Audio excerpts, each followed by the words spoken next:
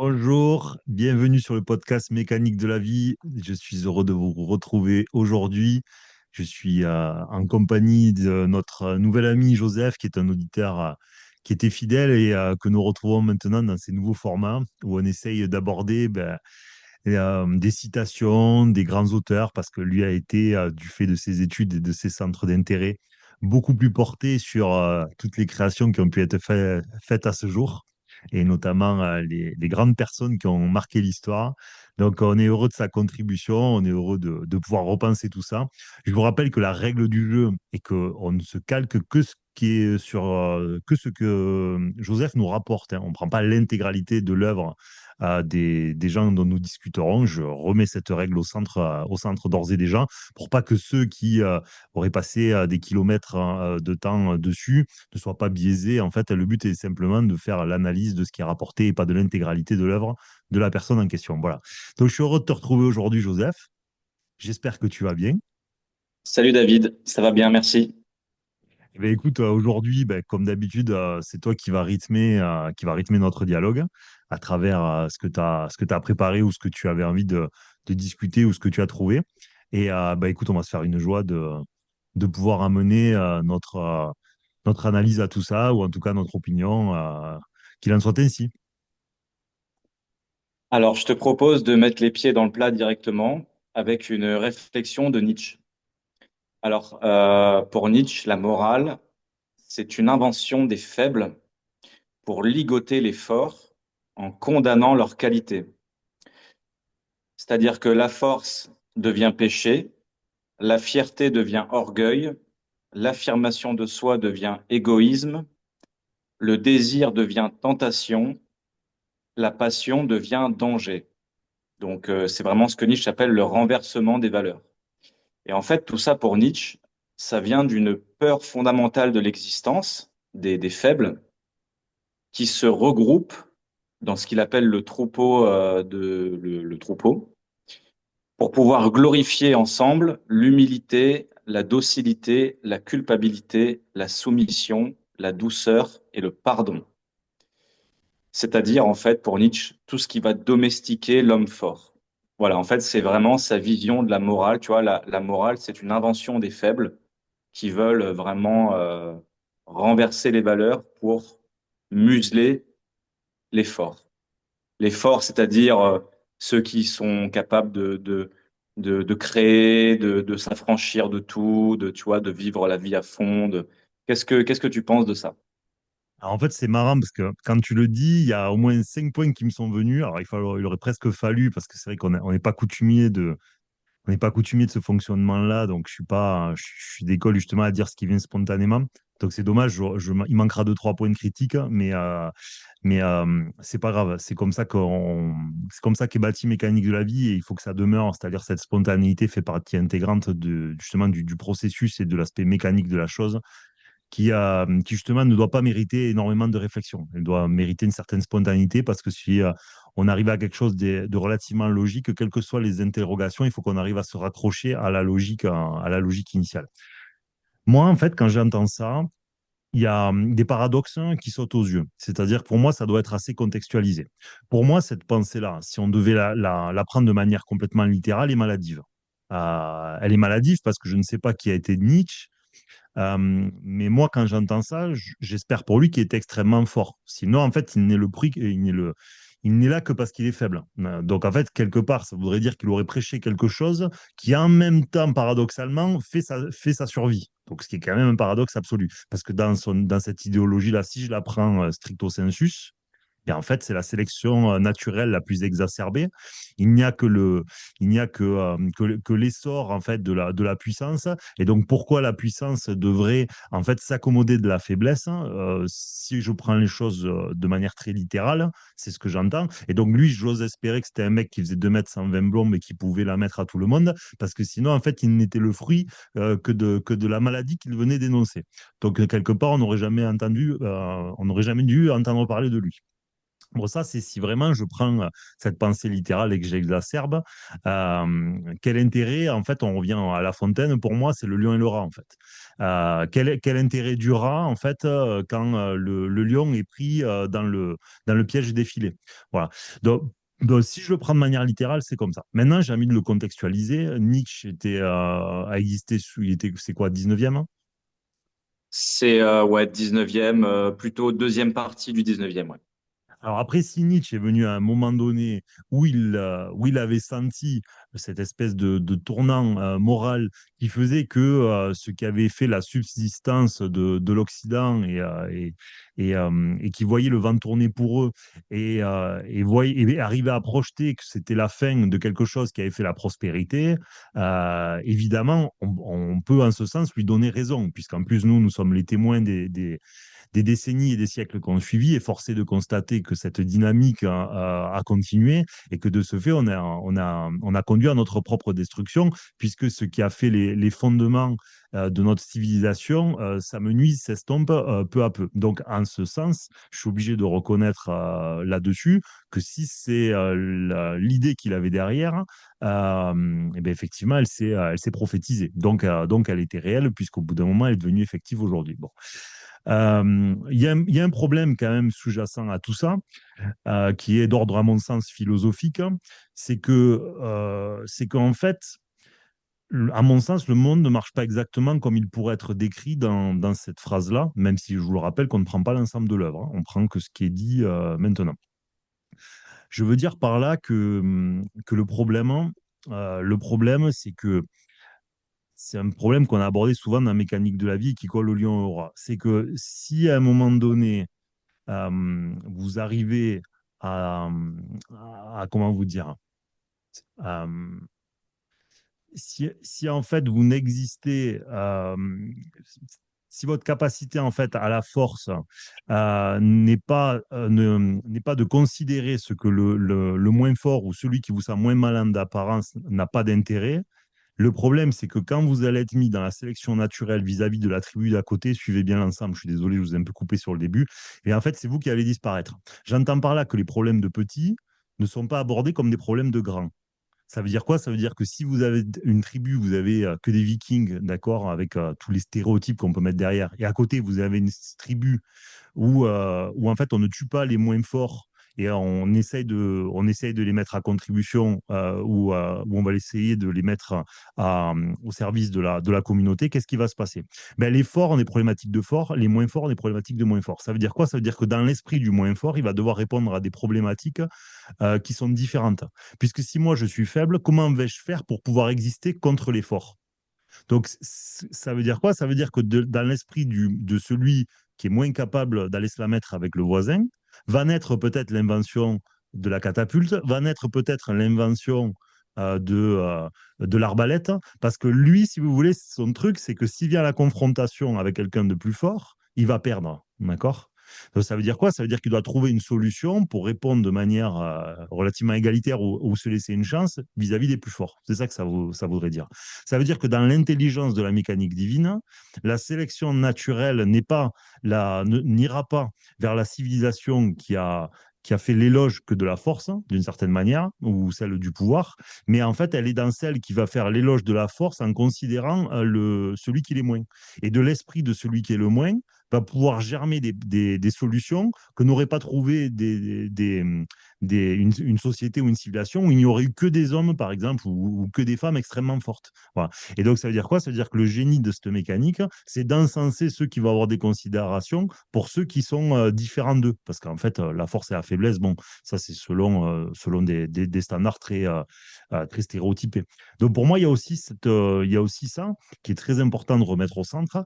Donc, ça veut dire que si une civilisation n'est forte que par sa puissance d'ordre physique ou sa capacité à prospérer, mais vraiment sans considérer ce qui est moindre, eh bien, au bout d'un moment, par le processus de la sélection naturelle, elle va disparaître, ou en tout cas, elle va prendre moins d'ampleur que celle d'à côté qui aura eu des considérations pour l'ensemble. Parce que chacun, enfin, il y a beaucoup plus de gens que ça qui ont un génie qui est autre que futile dans l'ensemble. Souvent, les guerres aujourd'hui, et notamment vers le 21e siècle, la technologie, en fait, c'est des mecs, c'est des petits génies dans leur bureau qui, 20 ans plus tard, vont influer sur celui qui aura gagné la guerre. Vous voyez, ça me fait penser au film avec la machine Enigma.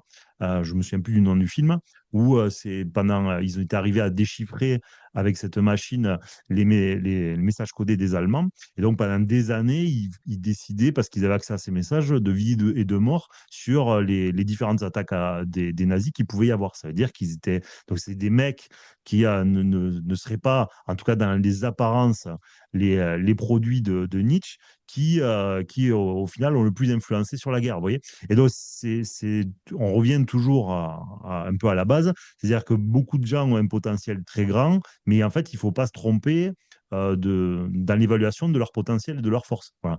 Et c'est pour ça que le discernement, la logique et même l'aspect divin de l'humain est de comprendre en quoi chacun a une carte à jouer dans le monde qui l'entoure et quel est le génie de chacun dans le monde qui l'entoure. Dans le monde qui l'entoure. Voilà. Et donc, moi, c'est aussi à ça que ça me laisse suggérer. C'est pour ça que pour moi, c'est vrai que quand j'entends ça spontanément, moi, la première fois, moi, je ne connais pas Nietzsche, je vous le dis franchement. Simplement, cette année, il y a deux, trois fois des gens qui m'en ont vaguement parlé. La première fois qu'on m'a sorti des phrases de Nietzsche, je le dis parce que ça serait un mensonge que de ne pas le dire, j'ai dit comment a-t-il fini? Parce que moi, en fait, quand on m'a commencé à me parler de quatre phrases de Nietzsche, moi, si vous voulez, je suis un esprit très factuel, très rationnel. Tout ce qui m'intéresse, en fait, c'est qu'au bout d'un moment, vous avez des biais d'analyse. Et dans mes biais d'analyse, en fait, la façon dont tu as fini m'intéresse énormément, tu vois. Parce que quand je vois de la sociopathie et le diable derrière tes dires, enfin, en tout cas, ça laisse suggérer, même si on peut se tromper, ben moi, la traduction par mon esprit, c'est si tu as le diable, hein, ben, au bout d'un moment, en fait, ton allégeance va faire il va te saccager, en fait. Tu vas te faire saccager pour ton allégeance, en fait. Et donc, voilà, quand j'ai posé la personne m'a répondu, ben, il a fini fou dans son coin. J'ai dit, bon, ok. Donc, ça m'étonne pas vraiment. Parce que, effectivement, la pensée est quand même diabolique, puisqu'en fait, c'est Parce une que, non-pensée pour son prochain, d'une certaine manière. Tu ouais, prends alors, considération en pour fait, ton inférieur. si tu veux, il avait la syphilis. Donc, c'est pour ça aussi que sur les 10 dernières années de sa vie, il a eu effectivement des gros problèmes de santé, notamment comment dire, la syphilis. En fait, ça lui a tapé un peu au cerveau, ça a fait un peu psychopathologie. Donc, voilà, effectivement, c'était pas quelqu'un qui avait forcément une très bonne santé, même tout au long de sa vie, hein. Très bonne santé physique, santé plutôt fragile. Mais en fait, si tu veux, quand il parle des faibles et des forts, euh, je pense que comment dire, en fait, Nietzsche, c'est toujours une pensée qui est assez difficile à comprendre ou à interpréter. Bon, on peut l'interpréter de différentes manières. Donc, il y a pas de bonne ou forcément ou de mauvaise interprétation. C'est tellement, tu vois. Donc là, tout ce qu'on vient de dire, enfin moi, je suis je suis plutôt d'accord avec ce que tu as dit. Mais juste quand même une petite précision, quand on parle de force, c'est pas forcément de la force physique ou de la force intellectuelle. C'est La en fait capacité. pour Nietzsche, ouais, c'est pas forcément de la capacité, c'est plus une force psychologique de ne pas être un suiveur, de ne pas faire partie du troupeau. Parce qu'en fait, ce qu'on constatait, c'est qu'en général, les êtres humains sont des énormes suiveurs et que pour lui, le surhomme, c'est vraiment quelqu'un qui va oser vraiment suivre son individualité jusqu'au bout. Tu vois, il reprend la fameuse phrase deviens qui tu es. Et pour lui, il y a vraiment de... Bon, après, effectivement, il y a quand même de la puissance. La puissance, c'est la puissance vitale. Il y a quand même pour Nietzsche. Mais c'est plus tourné vers la création et plus tourné vers l'affirmation de la personnalité. Alors pour lui, après, voilà, tout ce qui est de l'ordre du collectif, tu vois, pour lui, voilà, il prend un peu plus que En ça. fait, je lui donne, en tout cas, en ce sens, moi, je trouve qu'il y a quelque chose de vrai. C'est-à-dire que l'avènement, en fait, de l'individu au service d'un collectif. L'absolu, pour moi, il est là. C'est l'avènement de l'individu poussé à son maximum au service d'un collectif. La quintessence, en fait, de l'existence, pour moi, elle est là. Parce que si tu horizontalises les humains, ça n'a aucun sens, parce qu'en fait, quand tu les envoies en première ligne, que tu envoies le dernier des caramels ou le premier de tes cerveaux, en première ligne devant du calibre 50, si tu veux, la dure réalité du monde physique va te ramener à ton inconsistance, tu vois. Donc pour moi, froidement, ça n'a aucun sens Ça n'a aucun sens. Le sens, je trouve qu'il y a du sens derrière si l'individu est mis au service d'un collectif. S'il n'y en a pas, bah, en fait, si le pays voisin, lui, fait ce que je viens de dire, c'est-à-dire c'est des individus qui sont poussés à leur maximum au service d'un collectif, je te garantis que si ta théorie est que l'individualisme, tu vas disparaître au détriment d'à côté. Ça veut dire que les lois de l'univers ont été fabriquées de telle manière à ce que cette pensée soit sanctionnée. C'est pour ça qu'après, je reviens au truc où si vraiment le bout de la pensée était celle-là, il y a une, il y a une, il y a un manque de contenance, tu vois, il y a un manque il y a un manque d'évaluation rationnelle, voilà. Et je pense que quelqu'un comme lui, c'est des gens qui ont dû passer de cette théorie à la théorie inverse en permanence parce qu'il devait être tiraillé entre les deux, en fait. C'est-à-dire que, mais le problème, c'est que cette théorie naît dans notre incapacité à nous voir dans l'autre. En tout cas, moi, c'est ce que je dirais de manière un peu dure, hein, dans le sens où, en fait, et c'est pour ça qu'il a fini très très mal dans sa vie, à mon avis, c'est-à-dire que Dieu lui a dit, regarde maintenant. En fait, regarde maintenant. Maintenant que tu ne t'appartiens plus, mon grand, que vas-tu faire? Pour moi, c'est ça qui s'est passé dans sa vie. C'est-à-dire qu'il a payé sa théorie jusqu'à ce que Dieu lui dise, tiens, regarde mon grand, maintenant que tu ne t'appartiens plus, que même ta réflexion et ta tête ne t'appartiennent plus, ou que vas-tu faire? Maintenant, peux-tu comprendre tous ceux qui n'étaient pas capables de s'autodéterminer? Peux-tu comprendre maintenant ceux qui n'arrivaient pas à avoir une virilité spirituelle, une virilité de la connaissance, une virilité de contenu ou de ce que tu veux, en fait. Voilà. Donc, ça veut dire quoi? Ça veut dire qu'il fallait que quelqu'un comme lui, qui avait fait cet étalage en fait de notre capacité à nous autodéterminer, et bien, finalement, doivent ne plus s'appartenir. Si tu veux, pour moi, d'un point de vue mécanique, c'était obligatoire. Quelqu'un qui a prêché, vous n'êtes que des merdes parce que vous n'êtes pas d'accord, si c'est ça qu'il a voulu dire, hein, on va partir du principe que ça pourrait être ça. Si cette théorie a été là, il est logique qu'il ait fini très mal à la fin. Puisque le grand régisseur va passer, va dire au fait, vas-y, maintenant, on va voir. Tu vois? Et pour moi, c'est pour ça que c'est logique dans le fond. Moi, si j'étais Dieu, j'aurais donné la folie. J'aurais dit, bon, ben vas-y, vas-y. Maintenant, Ok. que penses-tu des autres? Voilà. Et donc là, on revient au lion et au rat. C'est ça tout le génie, que ce soit parce que c'est la force ou que ce soit parce que c'est l'intelligence, hein. Mais tout le génie est là, c'est dans notre capacité à toujours être capable, quoi que nous devenions, de nous mettre à la place de l'autre, de se voir dans l'autre, c'est la base. Et en fait, tout processus qui n'est pas érigé à cette fin, fabriqué à cette fin, devra vous amener à ça. Donc, c'est-à-dire que c'est comme si la mécanique allait créer le paradigme qui vous chahute pour vous le faire comprendre. Et dans le cas de Nietzsche, en tout cas, moi, c'est ce que je privilégierais. Si j'avais été Dieu, je lui aurais donné la folie, ou ça aurait pu être autre chose, mais la folie, ce serait bien, par exemple. Voilà. Parce que maintenant, on lui dit, bon, montre-nous. Montre-nous à quel point tu es fort, montre-nous à quel point tu peux t'autodéterminer, à quel point tu peux mieux faire, à quel point tu peux devenir ce que tu as envie de devenir maintenant. Ouais, ouais. Voilà. Donc ça veut dire que l'humain n'a pas la conscience de ce qu'est être possédé.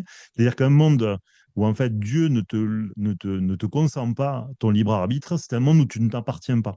Et un monde où tu ne t'appartiens pas, c'est un monde où tu es un démon, où tu es fou, où tu es divagant, où tu es totalement décadent, ce qu'on veut. Voilà. Et donc pour moi, enfin, en tout cas, il était extrêmement probable que ça lui arrive, parce que je te dis, ça correspond à un processus de la logique, en tout cas de ce que j'y vois là.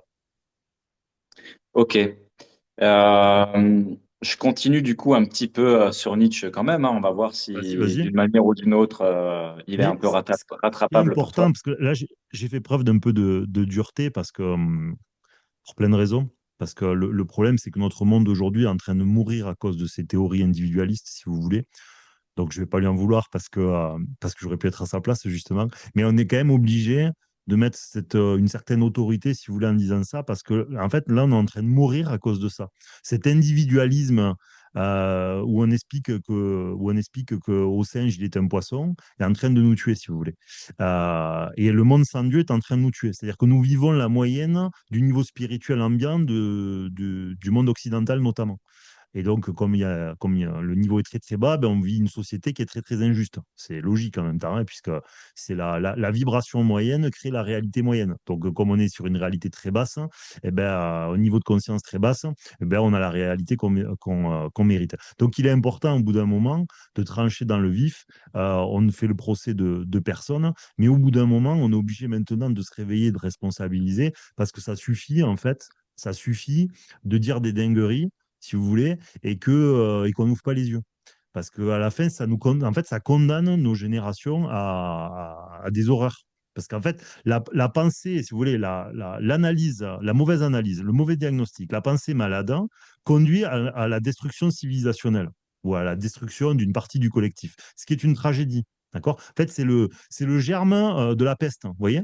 Ah, bon, quand tu as un mec qui a la peste, de personne, tout le monde n'en a rien à foutre, si vous voulez. Quand tu commences à avoir pas mal de monde qui commence à l'avoir et que tu as des mecs qui trottent dans tous les villages et qui l'ont, bon, là, on commence à s'inquiéter. Mais le problème de la pensée qui d'apparence, en fait, ne pose pas de problème, mais qui, dans le fond, est une bombe dissimulée, ben, il faut un peu de fermeté dessus parce qu'au bout d'un moment, il faut la désigner, il faut la, il faut la dénoncer pour éviter sa propagation et les fruits de sa destruction ensuite. Voilà. Donc, c'est pour ça que je le mets un peu de manière dure. Si en même titre on peut y répondre, c'est qu'on s'est tous posé la question, d'accord? Si aujourd'hui, moi, je traduis cette pensée-là, c'est que on l'a également pensé. On s'est tous posé la question, quelle est la place de l'avènement que des meilleurs, quel est l'avènement que de la, que de la puissance? Bon, mais à la fin, c'est très nazi, si vous voulez, hein. Si je tire un trait, c'est une théorie qui est extrêmement nazie. Et donc, on a vu à la fin que Dieu n'autorise pas la propagation du nazisme, puisqu'après, tu as la coalition des autres qui vous fait disparaître. Voilà, parce que c'est une erreur philosophique qui naît d'un ressentiment et d'une incompréhension philosophique du monde. Donc, à partir de là, vous êtes obligé d'être puni. C'est-à-dire qu'on ne peut pas laisser propager une erreur de diagnostic philosophique, puisqu'en fait, la philosophie dans l'absolu, là, les gens ils vont dire qu'est-ce qu'ils racontent, doit toujours l'emporter. Parce qu'en fait, l'expérience spirituelle est une expérience philosophique en même temps. C'est ce que le monde veut dire. Donc, l'expérience philosophique et spirituelle doit être celle qui l'emporte à la fin. Et encore, je t'ai pas mis les citations les plus provocatrices parce qu'il est très provocateur, Nietzsche, hein. Il va même beaucoup plus loin que ça. Là, je t'ai mis j'aurais pu t'énerver encore beaucoup plus que ça. Le problème après, bon après c'est humain, c'est-à-dire que c'est quelqu'un qui avait dû accumuler du ressentiment et il devait passer de certaines théories brillantes à certaines théories qui trouvaient le fruit dans sa haine et dans son ressentiment. Et donc au final, la conclusion de sa haine et de son ressentiment se traduisait par une pensée révoltée d'un monde qu'il ne comprenait plus en fait. Je pense, hein, je pense. Et donc au bout d'un moment, mais parce que ça c'est souvent c'est les gens qui ont voulu fabriquer un monde sans Dieu en général qui finissent comme ça. Parce que Ah, le problème, c'est que quand. tu Vas-y, sais vas-y. qu'il a dit, c'est lui qui a dit cette fameuse phrase. Tu sais, il y a une phrase très connue qui dit Dieu est mort. D'accord, Je sais non, je pas ne si tu as savais pas déjà que c'était entendu. Nietzsche. Bah, c'est D'accord. lui. Voilà. Le problème, c'est que dès que vous voulez faire des équations sans l'inconnu qui s'appelle Dieu, enfin vous et Dieu, ben, le problème, c'est que votre équation est mauvaise. Donc, donc en fait, si vous voulez, c'est presque la malédiction obligatoire au tournant parce que quand vous voulez, c'est comme si toutes vos équations étaient fausses. C'est bizarre, hein, ça vient de quelqu'un qui a été athée, ça vient, moi en l'occurrence. Excusez-moi. Donc voilà. Mais il y a un moment donné, c'est ça qui est incroyable, c'est que dès que dans votre système de construction, donc que ce soit de réflexion, comme de philosophie, comme de spiritualité, à un moment donné, évidemment, pour moi, dans la construction, c'est bien même de retirer Dieu parce que ça va, ça vous oblige à aller chercher loin. Donc moi, je ne suis même pas prêcheur de ça, c'est qu'au bout d'un moment, j'y suis arrivé par inadvertance. Bon, mais le fait est que quand vous le retirez, vous faites la plus grosse erreur qui soit dans vos équations, c'est de retirer celui qui en est l'auteur. Vous voyez? Et donc, au bout d'un moment, le monde est organisé de telle manière à ce que ça vous pète à la gueule, ce qui est normal, puisque je ne sais pas comment vous dire. C'est comme si vous enleviez le nombre d'heures de la création. En fait, le truc est partout et vous voulez l'enlever. Donc, au bout d'un moment, c'est comme si vous aviez le lien entre tout qui marchait pas. C'est comme si demain, vous prenez du sable, vous prenez de l'eau et vous dites, je vais faire du béton. Non, d'un moment, si tu n'as pas de ciment, il va rien se passer. Et en fait, Dieu est un peu le ciment de tout dans le monde. Et donc, le problème, c'est que quand vous avez levé le ciment du monde, eh bien, vous arrivez toujours à quelque chose de faux. C'est-à-dire que tout ce que vous allez produire va être extrêmement démontable parce que peu de prospérité. Mais le fait est que c'est le regret dans le monde de la réflexion, c'est que la réflexion n'a tendance à ne voir ses effets que sur le très long terme. C'est-à-dire les effets d'une théorie, comme on ne peut pas passer de la réflexion au réel, eh bien, qu'est-ce qui se passe? Ben, on ne sait pas quelle est la meilleure théorie. C'est ça le drame de la théorie, de la philosophie et de tout ce que vous voulez, ou de la religion. Parce qu'en général, les effets sont très lents et très longs. Donc, on ne voit que si celui qui avait tort ou raison qu'à moyen ou long terme, parce qu'on ne peut que le projeter par l'imaginaire au final, parce que le réel met beaucoup de temps à se déligner. On l'avait dit, regardez le film Silence, par exemple. Le film Silence était très, très intéressant pour ça, parce que vous voyez la théorie chrétienne prise en apparence, transposée par des Japonais un peu tyranniques, hein, et au final par leur facilité pour la violence, ils transposent la théorie et les théories prises d'apparence, en tout cas de Jésus, dans la réalité. Et tout d'un coup, vous voyez que ça a produit tout un tas d'abominations quand on va au bout de cette théorie-là. Et c'est ça qui est intéressant, c'est-à-dire que dans ce film, vous voyez la transposition de la théorie dans le monde réel. Et dans le monde réel, si vous appliquez de manière stricte la théorie, eh bien, vous produisez beaucoup plus de morts que si en fait vous la nuancez. Et c'est ça qui est marrant, c'est-à-dire que vous avez la philosophie qui rencontre le réel par l'extrême violence de ce film. Et ça, c'est ce qu'on ne peut pas faire, nous, quand on réfléchit à un sujet, et notamment au sujet de Nietzsche, où au final, la pensée, bon, ou la réflexion était une réflexion, mais qu'on ne pouvait pas transposer dans le réel. Alors que si on arrive à projeter ce que ça signifie civilisationnellement, ou individuellement, eh bien, on voit que derrière, c'est une pensée qui va amener forcément au chaos, dans une certaine mesure.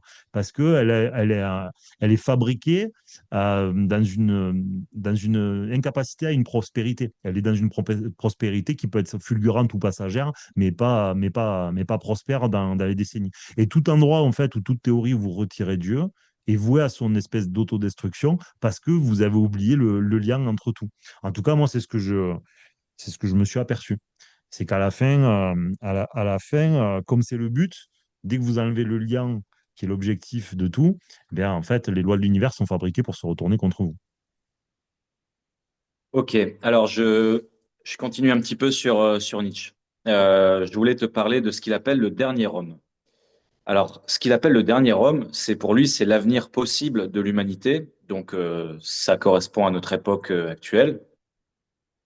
Il dit, c'est ce qui arrivera à l'humanité si elle choisit la sécurité, le bien-être, la tranquillité, le confort et la santé. Donc là, je trouve que là pour le coup, c'est quand même plutôt, enfin, que ce soit bien ou mal, moi je vais pas juger, mais en tout cas, c'est assez, il a quand même bien vu, il a bien anticipé ce qui allait se passer. Et donc, si l'humanité choisit la sécurité, le bien-être, le confort et la santé, en fait, pour Nietzsche, c'est une fuite totale de la vie intense et puissante. C'est toujours par peur, par lâcheté. Et donc, voilà, le dernier homme, c'est celui qui cherche le bonheur, une vie simple et tranquille. Et là, je vais te mettre une citation de Nietzsche. Il dit, il vit comme une vache heureuse dans un pré bien vert. Voilà, ça envoie, quoi. Mais, alors j'aime bien parce que là, il dénonce ce qu'on allait devenir des supports biologiques, hein, donc des systèmes digestifs ambulants. Donc franchement, là-dessus, je ne peux que le congratuler puisqu'il a vu le truc arriver à l'avance, clairement. D'ailleurs, c'est très, c'est très, très, très bien vu et très bien analysé de sa part. Donc là, on ne peut que l'encenser de ce qu'il avait vu arriver. Mais ce qui est paradoxal, du coup, c'est que de ce que je sais, parce que ça, je vous dis, je sais trois trucs sur lui, hein.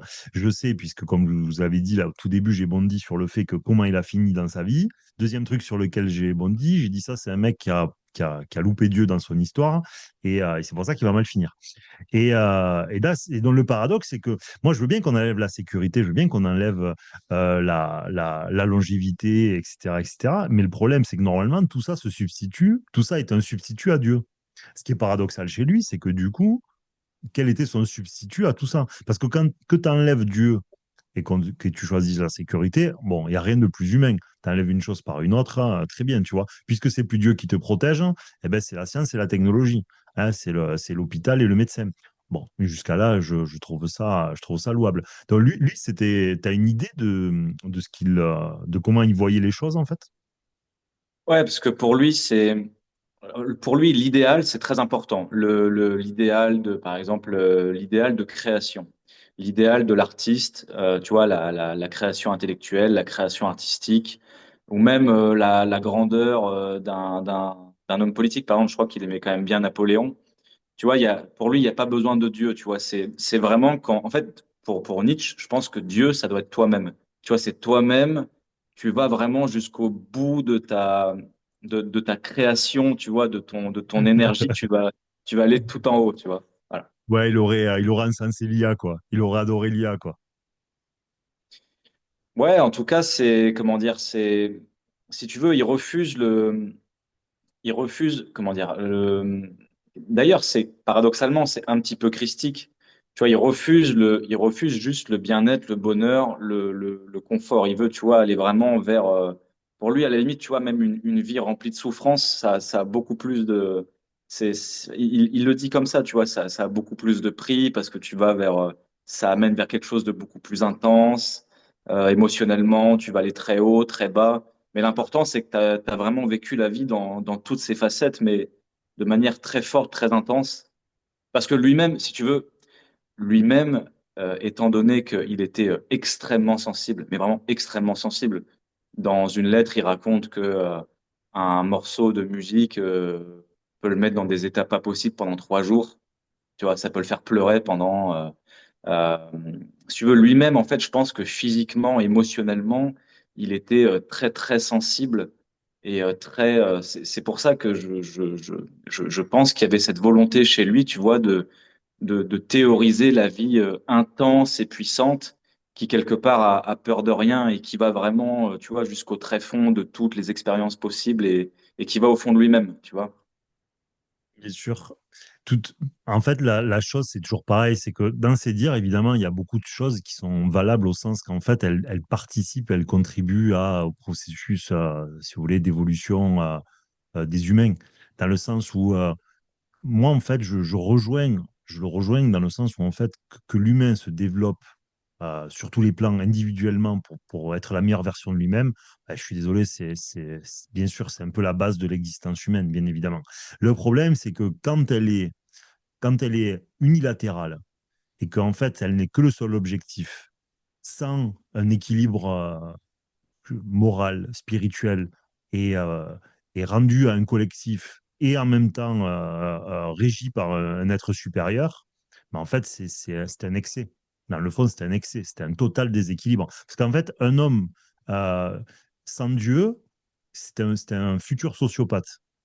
C'est un futur sociopathe. D'accord, les tests ont été faits et refaits. Bon, de toute façon, vous n'avez qu'à voir notre société, elle en est l'aveu. Mais tu sais qu'il y a le fameux test où ils mettent un enfant dans une pièce. Hein. Ils disent il n'y a personne qui te regarde dans la pièce, vas-y. Donc, les enfants vont dans la pièce hein, et ils commencent à faire des bêtises, etc. Bon.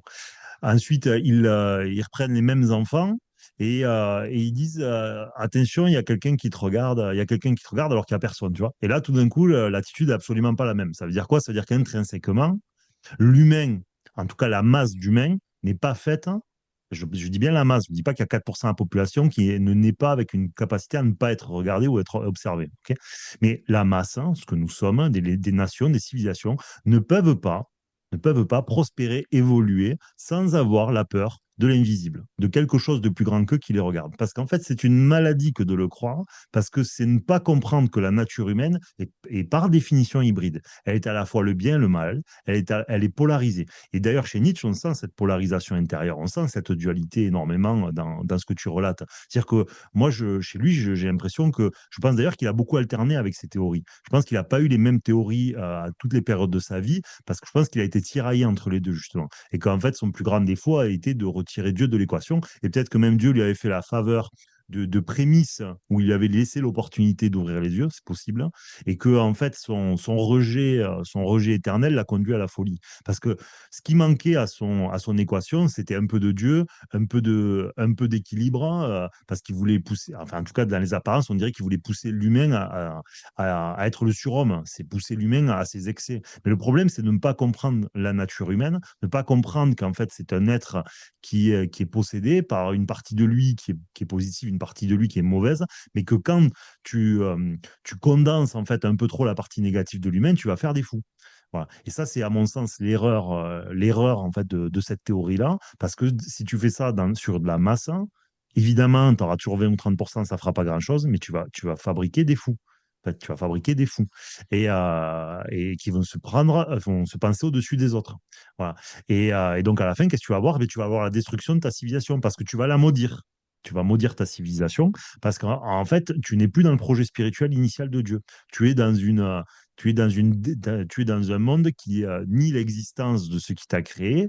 Tu es un humain qui se surévalue, alors qu'en fait, quand il éteint la lumière, et d'ailleurs, il n'y a pas la lumière à cette époque, tu vas dehors et tu regardes les étoiles et tu regardes à quel point tu es petit, et toi, tu t'es cru immense. Donc, une très mauvaise évaluation de l'humain. En tout cas, si il n'y avait pas d'équilibre par rapport à ça. Et donc, à la fin, il est normal que ça se retourne, à mon sens, contre toi. Mais en fait, c'est très intéressant ce que tu dis. J'étais en train de réfléchir à ça. En fait, c'est vrai que quand tu retires Dieu, finalement, qu'est-ce qui t'empêche de faire tout et n'importe quoi? Parce que, bah, d'ailleurs, c'est une phrase très connue de Dostoïevski. Tu sais, Dostoïevski, il disait, si Dieu n'existe pas, tout est permis. Enfin, dans un de ses romans, c'est un personnage qui dit ça. D'ailleurs, Nietzsche a énormément lu et repris Dostoïevski. Mais c'est-à-dire que c'est ça, en fait, à partir du moment où t'enlèves Dieu, tu enlèves la morale, tu enlèves tout ce qui va avec, finalement, il y a une espèce de à quoi bon, enfin, finalement, autant faire tout et n'importe quoi, aller au fond de l'existence. Là, je suis d'accord avec toi, il y a un petit risque de folie. Mais juste, je ferais juste une petite nuance. Je pense que pour Nietzsche aussi, il a un idéal esthétique derrière. Je pense que c'est son idéal principal, c'est vraiment l'idéal esthétique. C'est vraiment l'idée Bah, d'ailleurs, il a composé toute son œuvre en poème. Enfin, non, pas toute son œuvre, mais une bonne partie de son œuvre. Bah, le fameux Ainsi parlait Zarathustra, c'est un poème, par exemple. Parce que pour lui, vraiment, tu vois, En fait, une fois que tu retires Dieu, il y a forcément un Dieu de substitution, entre guillemets, tu sais. Et pour Nietzsche, la politique, c'est vraiment une catastrophe parce que pour lui, c'est du collectif, tu vois. Pour lui, faut être égoïste et c'est beaucoup mieux. Donc, l'idéal collectif politique, ça n'a aucun intérêt pour lui. Par contre, vraiment, l'idéal esthétique, pour Nietzsche, c'est vraiment quelque chose de très fort. Je pense que c'est quelque part, c'est ce qui a remplacé un peu Dieu chez lui. Mais c'était pas le seul, en fait, à l'époque, hein, si je regarde bien. Et si tu veux, pour moi, c'est la base de comment vous dire, de l'erreur humaine. Mais on est tous assujettis à ça. On le fait tous les matins, on le fait tous les jours. C'est-à-dire qu'en fait, on finit par préférer les créations aux créateurs.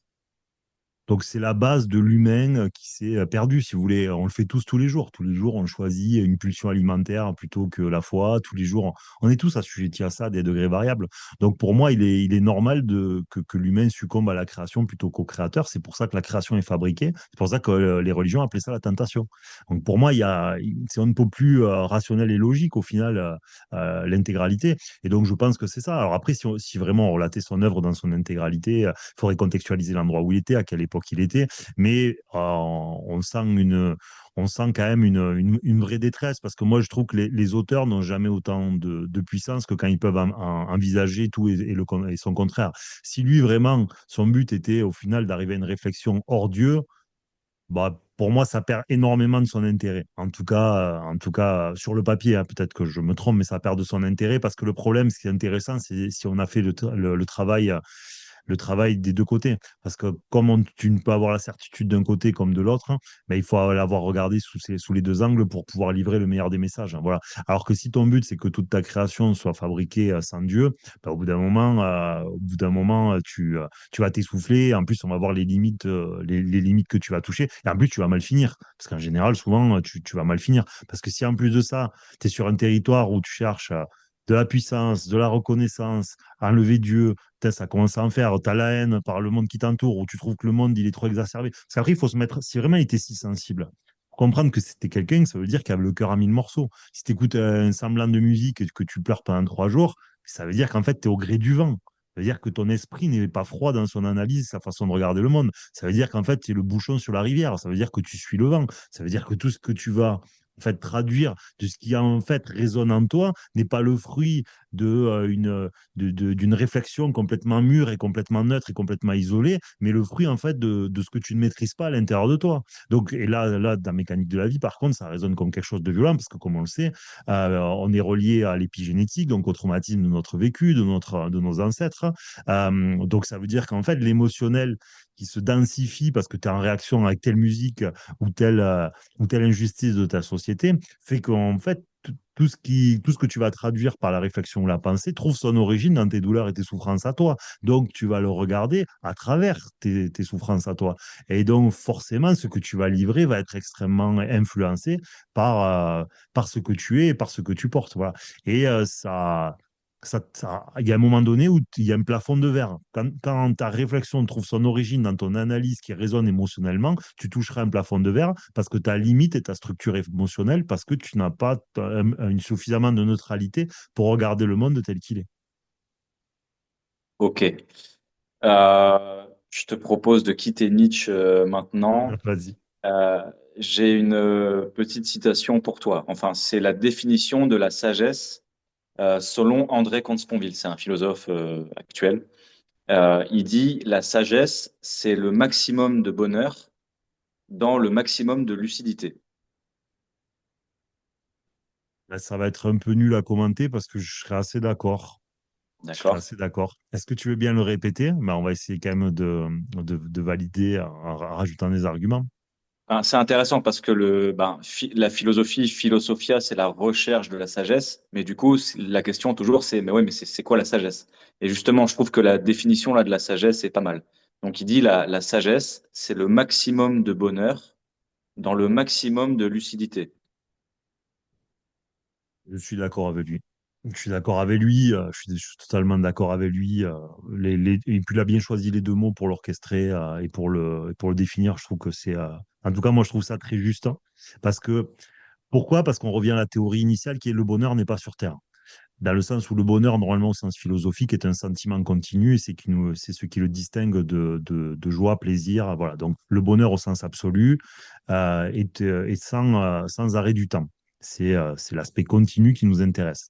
Donc continu, pas d'arrêt de temps, pas d'arrêt de temps, pas de besoin physiologique. C'est ce que ça veut dire. Donc, ça veut dire être qu'à l'état d'esprit, pas à l'état de corps. Donc, dans son absolu, la définition du bonheur est donc de ce fait pas atteignable dans dans sa définition philosophique la plus grande, si vous voulez. Voilà. Donc, je le rejoins parce que ça valide le fait que le bonheur n'est pas sur Terre dans le sens où lui le dit. Donc, je ne peux que le rejoindre dans ce sens. Ce qu'on peut atteindre, c'est le bonheur mais avec le paradigme humain, c'est-à-dire le plus haut niveau qu'on puisse atteindre, mais avec notre condition d'homme et notre condition d'humain. Donc c'est là où c'est la raison pour laquelle je trouve que ce qu'il a dit est très juste. Et la lucidité, pourquoi? Parce qu'en fait, un bonheur sans lucidité est une manière déconnectée d'entrevoir le bonheur. Mais du coup, ce n'est pas un bonheur, c'est une déconnexion pour être dans un état intermédiaire de plaisir ou de constance. C'est pas du tout la même chose, hein. C'est-à-dire que c'est une fuite de la réalité parce qu'il n'y a pas de lucidité, donc de conscience suffisante, et que vous retrouvez à un niveau où vous n'êtes pas. Ce niveau-là est un niveau intermédiaire, c'est un niveau qui vous permet de vous échapper d'une réalité à laquelle vous ne vous êtes pas adapté, une réalité qui ne vous va pas, une réalité qui vous paraît mauvaise, injuste, ou ce que vous pouvez imaginer. Voilà. Donc là-dessus, la lucidité fait partie intégrante. C'est pour ça que l'un sans l'autre ne fonctionne pas. Et donc la lucidité fait partie intégrante de la chose. Voilà. C'est-à-dire avoir conscience de qui je suis, de où je suis, de l'acceptation que le monde qui m'entoure est un niveau, c'est un niveau de jeu fabriqué pour m'éprouver. Je comprends l'intérêt qu'il a, donc je ne le considère plus juste ou injuste, je le considère d'utilité pour élever ma lucidité. Pour élever d'une part ma lucidité. Pourquoi? Pour augmenter ma compréhension du monde et mon niveau de bonheur. Parce que de ce fait-là, ça va m'obliger une grande remise en question et donc faire monter mon niveau de bonheur. Et donc les deux ne peuvent marcher qu'en simultané. Sinon, vous êtes dans une irréalité. C'est une déconnexion. Ce n'est pas quelque chose de réel ou de réaliste. Voilà. C'est pour ça que je trouve les deux mots qu'il a choisis sont très très bien. Ils relatent à mon sens, d'une réalité. Donc voilà. Et quelqu'un qui dit ça, vous voyez, c'est là où on peut se tromper, hein. Là-dessus, on peut se tromper parce qu'on tire on tire des conclusions à la hâte. Mais quelqu'un comme ça, je pense qu'il serait intéressant lui, il est intéressant. Tu vois, par exemple, Nietzsche, tu entends quatre trucs, tu te dis, toi, tu vas mal finir. Lui, par exemple, quand j'entends ça, lui, il y a moyen qu'il finisse mieux, tu vois. Lui, il y a moyen qu'il finisse mieux, tu vois. Voilà. Mais peut-être pas, hein. Mais par les probabilités, raisonnablement, oui. Parce que quelqu'un qui a cette lecture-là est beaucoup moins en proie à aller dans le mur. Voilà. Même s'il est possible, parce que avec deux mots, on peut pas traduire une personne. Mais très souvent, on peut, parce que les probabilités sont violentes, hein. Voilà. Les probabilités sont parfois violentes et très révélatrices. Et en très peu de contenu, on s'habitue souvent à savoir si quelqu'un a des chances d'aller dans le mur ou pas. Donc lui j'aime bien, C'est d'apparence. validé. d'apparence. Moi, je savais que ça allait te plaire. Euh, j'ai une autre citation, alors bon, qui est plutôt connue. En fait, c'est une phrase de l'Évangile selon saint Matthieu qui dit: Cherchez d'abord le royaume des cieux, tout le reste vous sera donné par surcroît. Cherchez d'abord le royaume des cieux, tout le reste vous sera donné de surcroît. Ben, c'est toujours pareil, faut préférer le créateur aux créations parce que il vaut mieux préférer l'arbre aux fruits.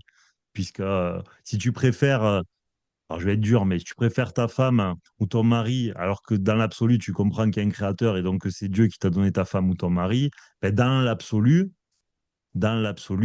c'est une erreur philosophique totale. Parce que c'est pour ça que Jésus dit, ma vraie famille, c'est ceux qui font la volonté de mon Père. Ma vraie famille, c'est ceux qui font la volonté de mon Père. Ça veut dire qu'il irrige au-dessus des liens du sang la connexion spirituelle, si je peux dire, ou la reconnaissance spirituelle. Il voit plus à un inconnu qui le comprend, une fraternité infiniment plus grande que celle de sa propre famille de sang. Et tu l'as aussi dans un deuxième passage, mais j'ai oublié, il y a une deuxième là, mais j'ai oublié, j'aurais mieux fait de me taire. Donc, complètement. Euh, en tout cas, en tout cas, pour moi, ça colle, ça colle. C'est-à-dire que, c'est-à-dire que un support biologique, hein, donc c'est-à-dire un corps incarné, avec les caractéristiques que l'on va avoir, parce qu'on est dans une civilisation, on va reprendre nos peurs, les manques, les besoins, l'argent, la jalousie, le communautarisme ou pas, l'appartenance, posséder le territoire, d'accord, tout ça, ça n'existe que parce que on a été fabriqué et qu'on est né sur ça. Donc on a pris des manquements. Ce sont des manquements, si ce sont des trous, ce sont des inconsistances. Parce que dans le fond, le but de l'humain, c'est l'esprit. C'est pas les choses qui le ramènent au corps, au physique et à l'horizontalité. Tout ça, c'est le monde horizontal, c'est le monde de bas, c'est le monde physique, c'est humain, mais ce n'est pas la finalité. Tout ça n'a d'intérêt que pour servir une expérience de l'esprit. Donc, évidemment, si on est possédé et retenu par le monde horizontal ou par les choses du monde horizontal, si votre maison a plus de pouvoir sur vous que votre volonté de l'obtenir, que le créateur ou votre esprit, ben, ça veut dire que votre maison vous empêchera de vous élever ou d'accéder au créateur ou à élever votre esprit, parce que vous serez retenu par le bas monde. Voilà. Et donc, c'est pour ça que, comme c'est Dieu qui va vous a donné votre maison, dans l'absolu, il faut reconnaître que l'objectif est toujours d'aller chercher comment vous dire, l'élévation spirituelle. Parce qu'il n'y a que elle qui peut en plus garantir la souveraineté de votre maison. Parce que comprenez, la logique, elle est là pour moi. Si ta maison, alors tu es quelqu'un qui peut évoluer, attention, il faut que tu sois quelqu'un qui ait des capacités d'évolution. Parce que tu n'es pas régi exactement par les mêmes variables, sinon tu es quelqu'un qui peut évoluer. Ta maison exerce un pouvoir beaucoup trop grand sur toi. Parce que tu as trop peur de la perte, tu as trop peur qu'on la cambriole, etc. Si je suis Dieu et que je veux t'éprouver, parce que tu as signé avant de venir sur Terre. Les gens, ils n'aiment pas trop ça. Mais bon, tu as signé, hein, le grand régisseur du monde de bas. Bon, on va pas partir là-dessus, mais on va dire que c'est plutôt le diable parce que tous, on a été d'accord de venir sur Terre pour être éprouvés. On a un contrat, on a un contrat. Donc, qu'est-ce que je vais faire? Ben, moi, par exemple, je vais faire avoir, au début, ça va démarrer cool. On peut faire des dégâts des eaux. Souvent, ça arrive, ça. Des dégâts des eaux dans les maisons. Des dégâts des eaux pour que ta maison, elle commence à être chahutée, vous voyez. Même si dans l'absolu, on pourrait aller jusqu'au bout et se dire, ben, au bout d'un moment, pourquoi pas la faire brûler? Comme ça, en fait, ce qui exerçait trop de pouvoir sur toi doit disparaître pour te ramener à toi-même et voir comment, et puisque cette chose-là exerçait du pouvoir sur toi, pour que je retire le pouvoir que ça exerçait sur toi, je dois retirer cette chose. Pour voir comment tu vas être. Est-ce que tu vas être démuni ou est-ce que tu vas trouver ce que tu as trouvé ensuite si je te le retiens, c'est-à-dire Dieu en l'occurrence. Voilà. Parce que si ta maison a plus de pouvoir sur toi que n'en a le créateur, ben, la logique veut qu'au bout d'un moment, il arrive des problèmes à ta maison. Là, c'est un peu caricatural parce que c'est très cash, si vous voulez, c'est très oui-non. Mais l'idée, elle est là. Et c'est comme ça que le monde s'articule, si vous voulez. Et donc, c'est important de comprendre, de le comprendre, qu'il ne faut pas confondre le créateur et ses créations, parce que le créateur doit prédominer sur les créations. Donc, on a le droit de se régaler dans ce bas monde, n'accordez pas trop d'importance à votre maison, ni aux gens que vous aimez, parce que ce qui crée la protection des gens que vous aimez, c'est votre tranquillité vis-à-vis d'eux. C'est votre foi en votre protection divine et à la fois en Dieu qui protège votre famille ou votre maison, qui les protège réellement. Parce que vous voyez bien qu'il y a des gens qui vont à l'église de longue et ça ne les empêche pas de perdre leurs enfants. Donc, est-ce que ça marche, la foi pure? Non. C'est plus fin que ça, dans le fond. Alors, ça ne veut pas dire que ça ne marche pas du tout, mais ça veut dire que c'est plus fin que ça à comprendre. Pourquoi? Parce qu'il ne faut pas créer des liens négatifs inutiles avec le monde de bas. Ne créez pas des liens négatifs avec ceux que vous aimez, ne créez pas des liens négatifs avec votre argent, avec votre travail, avec votre maison ou avec vos espoirs. Parce que tout ça, ce sont autant de liens négatifs que vous avez tirés entre vous et eux. Et donc, à un moment donné, vous ne pouvez pas vous élever si vous êtes retenu par toutes ces choses-là. Ces choses-là, il faut les couper pour pouvoir avancer.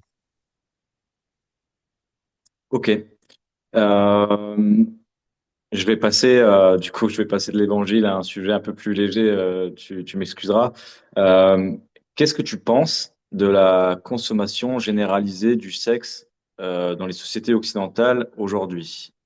Je parle pas forcément de l'explosion du porno, tu vois, mais de la banalisation totale de ce qu'on appelle, entre guillemets, le plan cul aujourd'hui. Ouais, ça correspond à la disparition de Dieu dans les sociétés, puisque le sacré, il n'y a plus de sacré. On s'abandonne au monde horizontal, c'est-à-dire c'est le monde du corps, hein, tout ce qui est en dessous des pectoraux, comme j'aime bien le dire, hein. Voilà, le ventre, le sexe et tutti quanti. Donc c'est la logique, puisque nous ne sommes plus des êtres d'esprit, nous sommes des êtres de corps. Donc au final, on ne devient stimulé que par les choses du corps. Et donc le sexe s'inscrit dans une logique à partir de là, puisque nous ne sommes plus dynamisés, nous ne sommes plus des êtres moraux, parce qu'en fait, on nous a détruit toute forme morale ou du bien et du mal. Et je rappelle qu'en plus, tout est réuni à cette fin. C'est-à-dire que quand vous avez des gens qui sont déspiritualisés, complètement sans religion, on leur a expliqué depuis leur naissance que le bien, c'était pas exactement ce qu'ils croyaient, le mal, pas exactement ce qu'ils croyaient. Donc à partir de là, le résultat, c'est quoi? Ben, c'est que comme les interdits moraux ou les choses où en fait on doit s'abstenir ou se retenir, ont été complètement redistribués parce qu'on a reconditionné les individus à autre chose, et bien maintenant ils s'adonnent à la facilité, parce que c'est la facilité, hein, il faut appeler un chat. C'est plus difficile de s'abstenir que de consommer. Ce que les gens ne comprennent pas, c'est que si Dieu existe, partout où tu t'abstiens, c'est inutilement, c'est là où Dieu va t'attendre, obligatoirement, parce que si tu fais ce qui est facile de faire, ben, c'est à la portée de n'importe quel animal, si tu veux. Tout ce qui te distingue de l'animal, c'est ta capacité à te retenir. Et tout ce qui te distingue de l'enfant d'ailleurs, c'est ta capacité à te retenir. Voilà. Donc ça, c'est le premier point pour moi qui est complètement logique et qui est forcément la conséquence. Voilà. Après, je vous rappelle aussi que la société a tout fabriqué pour. Parce que dans une société où vous retirez les contraceptifs, ben, vous pouvez commencer à faire ces choses-là. L'an dernier en France, il y a eu 250 000 avortements, grosso modo. Alors, sans dire vous êtes pour et contre, ça, c'est le problème de l'humain. C'est là où vous comprenez à quoi sert un monde avec Dieu et sans Dieu. C'est-à-dire qu'un monde où il n'y a plus Dieu, ben, c'est un monde où, en fait, toute évolution sociale, là, on pourrait presque revenir à Nietzsche. Voilà ce qui se passe quand tu laisses les hommes faire n'importe quoi. Au début, tu fais l'avortement, qui pourrait être une bonne chose en soi. Allez, admettons, tu t'es fait violer, tu as un problème vraiment financier ou tu es trop jeune, tu as fait une bêtise. Bon, voilà. Si il y en avait 30 000 en France par an parce que ça peut arriver, bon, mais voilà, pourquoi pas, vous voyez, à la limite, pourquoi pas. Mais comme toujours, l'homme déspiritualisé, l'homme dans une société de consommation, l'homme dans une société qui est régie par le mal absolu, qu'est-ce qui va se passer au bout d'un moment? Ben, c'est qu'en fait, les valeurs se perdant et nous n'avons plus de respect pour nous, pour la vie, pour la moralité, pour le bien, pour le mal, puisqu'en fait, tout ça, c'est très abstrait puisque Dieu n'existe plus. Et bien, qu'est-ce qu'on va faire? Eh bien, à la fin, vous finissez qu'il y a 250 000 avortements par an, parce qu'au final, c'est devenu un moyen de contraception. Ce n'est plus quelque chose d'exceptionnel, c'était devenu un moyen de contraception. Donc ça nous ramène à Nietzsche tout à l'heure, qui est en fait que des, euh, vous ne gérez pas une société, vous ne gérez pas la masse comme vous gérez des individus. Vous êtes obligé d'anticiper quand vous gérez de la masse. Et donc, quand vous êtes obligé d'anticiper et de gérer de la masse, vous n'avez pas les mêmes prérogatives que quand vous gérez de l'individu. C'est pour ça que pour moi, la sagesse, c'est de comprendre en fait que ce que tu fais, tu ne le fais pas parce que toi tu penses, tu le fais parce que c'est utile aux autres. C'est très différent. Et ça, c'est la maladie de la politique aujourd'hui. Les gens viennent t'expliquer des théories politiques, c'est de la merde en bas, pas parce que c'est nul d'un point de vue de la réflexion ou de la pensée, parce qu'il n'y a aucune prospérité dans ce qu'ils pensent. Ce sont des nazes, en fait, ils sont nuls. Aujourd'hui, la trois quarts des gens, ils viennent t'expliquer de la politique, il n'y a aucune consistance. Tout ce qu'ils disent est faux, faux et archi faux. Parce qu'en fait, c'est pas faux d'un point de vue de la réflexion ou d'un point de vue de la philosophie. C'est faux d'un point de vue de la conséquence dans le réel. Ils te disent ce qu'ils aiment, ils te disent pas ce qui marche, tu comprends? Mais moi aussi, j'aime un monde où, en fait, l'argent, ça n'existe pas, tout le monde en a à foison, d'accord? En fait, tu te penches, il y a des tomates qui roulent et des hamburgers aussi. Voilà, tout le monde a aucune pulsion. Tout le monde il est droit, tout le monde il est fidèle. Les parents, ils se barrent pas. La pédophilie, ça n'existe pas. Tout le monde a envie de ça, d'accord? Ça s'appelle pas le monde de l'incarnation. Ça, c'est après. D'accord? Donc là, tu t'es trompé. Tu n'es pas encore au niveau 3 de Mario, tu n'es qu'au niveau 1. Au niveau 1 de Mario, tu veux, il y a des fous et il faut les gérer. Tu vois, parce que tu as un peu le bien en toi, tu as beaucoup le mal. Donc à partir de là, pour pas que tu prennes toutes tes mauvaises pannes, va falloir que je te dise ce qu'est un peu le bien et le mal. Pourquoi? Parce qu'il y a des mecs avant toi qui sont venus, si on a appelé ça des philosophes et des sages. Bon, pas ceux qui sont subventionnés par nos impôts, hein. Ceux qui étaient là bien avant eux, tu vois, ceux qui ont fait les civilisations et qui les ont fait prospérer. Donc ces mecs-là, tu sais, quand ils ont fait toutes les conneries de la planète, au bout d'un moment, ils écrivaient des livres où ils les partageaient, tu sais, leurs informations, ils leur disaient, ah, au fait, ça et ça, c'est de la merde, je l'ai fait. Ne faites pas la même connerie que moi, tu vois. Ça a conduit à la perte de ma famille, de la civilisation et de moi-même, tu vois. Donc, ne faites pas la même connerie que moi. Et aujourd'hui, comme en fait, toute cette morale-là a disparu, toute cette connaissance-là a disparu, on croit qu'on peut réécrire inlassablement l'humanité et l'état des humains. Et c'est pour ça qu'en fait, les gens aujourd'hui viennent t'expliquer ce qu'ils aiment, hein. La politique aujourd'hui, les gens ne t'expliquent pas ce qui marche, ils viennent t'expliquer ce qu'ils aiment. Mais qu'est-ce que j'en ai à foutre de ce que t'aimes, mon grand? Qu'est-ce que j'en ai à foutre de ce que t'aimes? Toi, t'aimes l'extrême gauche, mais moi j'aime bouffer au McDo. On fait quoi? Je vais manger au McDo 3 fois par jour et mourir dans 3 ans, c'est ça mon projet? Donc, ce que t'aimes, on en a rien à brère, en fait. Qu'est-ce qui marche? Il y a un moment donné, si tu veux, ça, c'est. Bon, voilà, ça fait plus de 2 ans que Mécanique de la vie existe. Il y a un moment donné où il faut appeler un chat un chat. Qu'est-ce qui marche, en fait? M'en fous de ce que t'aimes, hein. Tu vois, moi aussi, j'aime des trucs, mais c'est de la merde. D'accord? Donc, politiquement, il faut arrêter d'étaler ce que vous aimez. Hein. Bon, ceux qui suivent soit Mécanique de la vie, c'est un peu dur pour eux parce qu'en général, ils n'ont pas trop de mauvaises idées. Mais bon, admettons. Mais ça déconne. C'est pour ça, ramener les gens à dire arrêtez de m'expliquer ce que vous aimez, ça ne m'intéresse pas. Je m'en fous de ce que vous aimez. Moi aussi, j'aime des trucs, ça ne veut pas dire qu'ils sont bons pour moi ou qu'ils sont bons pour l'humanité ou qu'ils sont bons pour ma société. Voilà. Sortez de ça. C'est un enfer dans lequel on nous a emprisonnés. L'enfer de tout le monde a le droit de donner son opinion. L'humanité n'a jamais fonctionné comme ça. Quand tu as 20 ans, en général, tu te tais. Voilà. Et si tu as une fulgurance parce que tu es Einstein, ben, normalement, le processus de recrutement des cerveaux devrait faire le taf et tu iras en première ligne parce que tu l'as mérité, tu vois. Mais avant, réfléchis. Voilà. Et donc aujourd'hui, c'est fatigant, hein, et les raisons exacerbent ça. Donc, il y a un moment donné, arrêtez, diriger ce que vous aimez comme devant faire vérité universelle. C'est une maladie. Voilà, c'est une maladie passagère d'une société tout aussi malade, hein, et qui finira par prendre une balayette par Dieu parce que le monde est ainsi fait. Vous n'avez qu'à ouvrir l'histoire ou les évangiles, comme vous voulez, enfin la Bible. Vous remarquerez qu'en fait, tous les 50 à 70 ans, vous faites atomiser parce que vous devenez des merdes. Voilà. Et c'est ce qu'on fait. Donc, mathématiquement, pratiquement, sachez que qu'on va prendre une balayette, hein, ce qui permettra d'arrêter d'entendre des âneries. Voilà, on va respirer. Oh, punaise, ça y est, le monde incarné dit beaucoup moins d'âneries. Ouh, enfin, il aura fallu longtemps, hein. Mais c'est ce à quoi on est probablement prédestiné. De ce fait, je me suis vachement éloigné du sujet initial, qui en plus, je suis même plus capable de m'en souvenir, c'est pour te dire. Bah, c'est-à-dire que euh, moi, enfin, tu vois bien que ce soit Netflix ou toutes les séries, les C'est bon, films, ça m'est enfin, revenu. il y a du Ouais, sexe en permanence. Et en nous, fait, en c'est fait, normal. nous-mêmes, on est poussé par les applications de rencontres. En fait, on est poussé à la consommation facile, tu vois.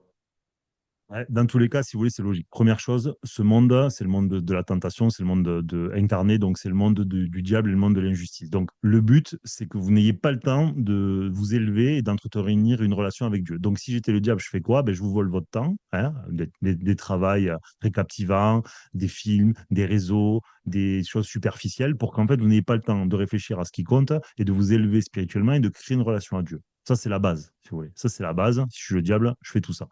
Le porno, c'est une chose comme une autre, hein. Comprenez que quand vous en consommez, qu'est-ce que vous regardez devant vous? Ben, pour faire ça, il faut avoir un peu le diable quand même. Au bout d'un moment, il faut appeler un chat, hein. Vous voyez bien que quand même, il y a quelque chose qui. Enfin, je veux dire, quand tu as une fille, tu es un parent, Je pense que quand tu avais 5 ans, tu disais pas, ah, papa, mon rêve, tu veux. Bon, ça n'existe pas en fait. Donc, obligatoirement, c'est qu'il y a un souci. Il y a un souci il y a un souci obligatoire, si vous voulez. Au bout d'un moment, vous pouvez le mettre à la sauce que vous voulez.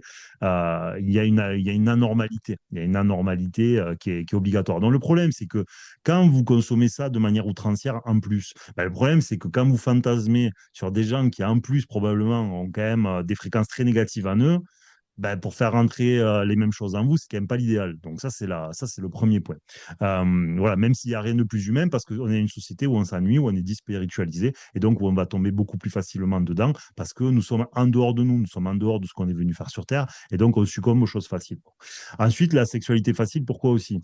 Parce que je vous rappelle qu'on a enlevé les duels, c'est pas au milieu du XXe siècle, hein. C'est-à-dire qu'à l'époque, hein, il n'y avait pas vraiment de contraceptif, même si le contraceptif des grands-parents, c'était de finir dehors, hein, on le connaît tous. Mais avant de finir dehors, en fait, il y avait un truc où, quand tu t'étais loupé, parce que normalement, dans le liquide préséminal, tu peux quand même avoir des spermatozoïdes, et donc tu peux quand même avoir des enfants. Tu peux quand même féconder. Qu'est-ce qui se passait? Ben, en fait, dans tous les pays normaux du monde, qu'est-ce qui se passait? Ben, c'est qu'en même temps, qui va s'occuper du PEC, si tu veux? Parce qu'avant, il n'y avait pas la contraception, il n'y avait pas l'avortement. D'accord? Donc le diable, il arrive, il dit, ah, au fait, j'ai créé un nouveau truc. Comme ça, en fait, vous n'aurez pas de compte à rendre. Et là, tout ça. Au début, on dit, ah non, c'est pas très très bien moralement, gna, gna, gna, gna, gna, gna. Oui, mais quand même, quand une femme, elle se fait violer, ce serait bien qu'elle ait le choix. Ouais, c'est pas faux. Donc on adhère tous, parce que bon, on comprend bien que quand même quelqu'un qui a vécu un tumulte ou qui a des problèmes de santé, hein, tu peux avoir quelqu'un qui a un problème de santé et pour qui la grossesse est un gros danger, franchement, pourquoi pas? Vous voyez, pourquoi pas? Admettons. Bon, comme on l'a dit tout à l'heure, quelques années plus tard, vous passez à 250 000 avortements par an, ce qui devient en fait un contraceptif et plus du tout ce que c'était à la base, hein. Voilà. Mais donc, de ce fait, je reprends le processus du diable. Qu'est-ce qui se passe ensuite, hein? Ben, vous avez des comptes à rendre, en fait. C'est-à-dire que quand vous faites ça dans des pays historiques, hein, ben, vous avez des comptes à rendre à la famille, si vous voulez. Et donc, quand vous allez voir le père de la fille et que, en fait, il n'y a pas l'État, la CAF, les aides, les ceci, les cela, les ni, en fait, on te demande des comptes. Donc, il y a un mec qui vient avec le reste du village avec un fusil, tu vois, et il vient te voir, il te dit, oh, ça va, en fait, t'as engrossé ma fille. Qui sont faits maintenant? C'est moi qui vais casquer pour ta levrette intempestive là, que t'as pas pu te retenir, espèce de bâtard. Tu vois, c'est ça en fait le truc. Donc tout ça, tout ça est ni plus ni moins que le résultat d'une société malade. Moi, comme je vous dis, je suis pas du tout un radical, mais il faut comprendre que ce qui est à la base est pour une espèce de confort civilisationnel, une certaine évolution, devient par une société qui est malade et déspiritualisée de la folie en fait, de la folie, parce qu'il n'y a plus de rationalité là-dedans. Il n'y a plus de rationalité. L'avortement qui devait être quelque chose d'exceptionnel est devenu complètement normal. Et le contraceptif qui était pour se protéger des maladies, qui était pour, bon, on en a fait 4, c'est pas mal, on n'a peut-être pas les moyens d'en faire plus, mais bon, en même temps, on est faible devant la chair, voilà, on va faire le contraceptif. Tout ça est très bien, vous voyez, il y a pas de vrai problème dans la création de la chose. C'est ce qu'après, l'humain en fait. D'accord? Comme notre ami Einstein qui disait le problème n'est pas l'énergie atomique, mais le cœur des hommes, c'est la même chose pour tout. Et là, on est exactement là-dedans. Donc, le sexe, sachez qu'il est normal d'un point de vue de la société, que tout nous pousse vers ça, la consommation facile parce que nous sommes des névrosés incomplets, que nous avons besoin de consommer pour sentir un peu de vie en nous, parce que nous sommes déspiritualisés parce que nous sommes déspiritualisés. Et le sexe, comme l'alimentation, ou comme absolument tout ce qui reste, nous sommes une génération qui a besoin de sensations pour sentir la vie en nous, parce que nous sommes morts de l'intérieur. Et nous sommes morts pourquoi? Parce que nous n'avons plus d'existence spirituelle. Et c'est ça tout le malheur de l'époque dans laquelle nous vivons. Voilà. Et c'est pour ça aussi que j'ai insisté sur le parallèle qui est fait, où on pense normal le monde dans lequel nous sommes, et notamment notre rapport, comme je vous dis, au sexe, à la contraception, ou en fait aux conséquences qu'il y aurait sans ça. Parce que est-ce que vraiment les femmes comme les hommes auraient le même comportement si demain il n'y a ni avortement ni contraception dans le pays? Vous allez voir que vous allez voir que déjà, juste ça, changerait énormément la façon dont on fonctionne avec ça. Voilà. Donc, comme toujours, le diable faisant bien les choses, il a fabriqué tout pour vous tenir dans le monde horizontal, pour nous tenir dans le monde horizontal. parce que je suis comme vous. Et donc, évidemment, le but de tout ça est de s'élever pour être de moins en moins retenu par le monde horizontal et pour pouvoir se libérer de cette emprise-là, qui est une emprise du corps. En fait, si vous êtes tout le temps dans le corps, vous pouvez pas être dans l'esprit. On peut pas être partout à la fois. Voilà. Donc, c'est vers ça qu'il faut tendre. Donc, la sexualité, la sexualité de ce fait, est devenu maladive, hein, ben, comme à peu près tout dans notre société, comme à peu près tout dans notre société. Donc plutôt garder le sexe pour tout ce qui est c'est une affaire de couple en fait, pour toi. Ouais. Mais si je transpose, c'est-à-dire, moi, ce qui m'intéresse, c'est même pas être idéologique là-dessus. Pour moi, oui. Mais si je transpose, c'est-à-dire, je vous retire contraception, je vous retire l'État, je vous retire avortement. Et pour toi, Joseph, maintenant, dans la société que je viens de te faire, c'est un truc de couple, hein? Ben oui. En fait, obligatoirement, tu vas retomber dedans. Pourquoi? Parce qu'en fait, quand une femme, elle va tomber enceinte, d'accord? Dans un monde normal, pas dans celui-là. Ben, le problème, à la base, pourquoi toutes ces choses-là inventées, pourquoi on prenait ça, pourquoi il y avait le mariage et tout? Et c'était parce qu'en fait, la femme, pendant quelques mois, elle peut pas travailler, elle peut avoir des grossesses difficiles, donc elle a besoin d'être accompagnée. Vous pouvez pas faire n'importe quoi. Je veux dire, le monde, à un moment donné, s'il a eu des millénaires et des fonctionnements, c'est pas que par bêtise. C'est parce qu'il y a une réalité aussi biologique et physique. Donc le problème, il est là, c'est que tu avais un type qui va, qui va mettre des coups de rein dans toutes les femmes du village, et donc à la fin, tu as 20 femmes enceintes. Qui va s'occuper d'elles? Qui va s'occuper d'elle durant la grossesse, qui va s'occuper Mais de tu l'enfant, sais, d'où va en venir l'argent pour les revenus, comment ça a fonctionné l'histoire. Donc, en donc ça fait, marche pas en fait. mais tu vois, c'est très intéressant ce que tu dis et c'est vrai que moi, c'est des choses que je commence à comprendre. Tu vois, là, début de ma trentaine, c'est des trucs que je commence à comprendre. Mais le truc, c'est que notre époque nous a tellement, entre guillemets, expliqué l'inverse. C'est-à-dire que moi, mes parents m'ont expliqué l'inverse, les profs ont expliqué l'inverse, tes potes ont expliqué l'inverse. Tu vois, on vit une société parfois où en fait, il y a une telle déliquescence des valeurs, entre guillemets, des valeurs traditionnelles, on va dire, que, qu'en fait, tu vois, là, depuis tout à l'heure, je t'écoute parler et je me dis, il a raison, tu vois, enfin, je suis d'accord, c'est vrai, il a raison. Parce que même moi, dans ma propre vie, j'ai vu, si tu veux, les conséquences plus ou moins parfois néfastes de certains excès. Et donc, et je me dis, mais c'est quand même dingue que la société, en fait, occidentale, c'est-à-dire qu'en fait, on se targue quand même. D'être dans la raison, d'être des sociétés modernes, ouvertes, géniales, trop puissantes, trop intéressantes. On fait la leçon de morale à tous les pays du monde parce qu'ils n'ont pas les droits de l'homme et que nous, on l'a.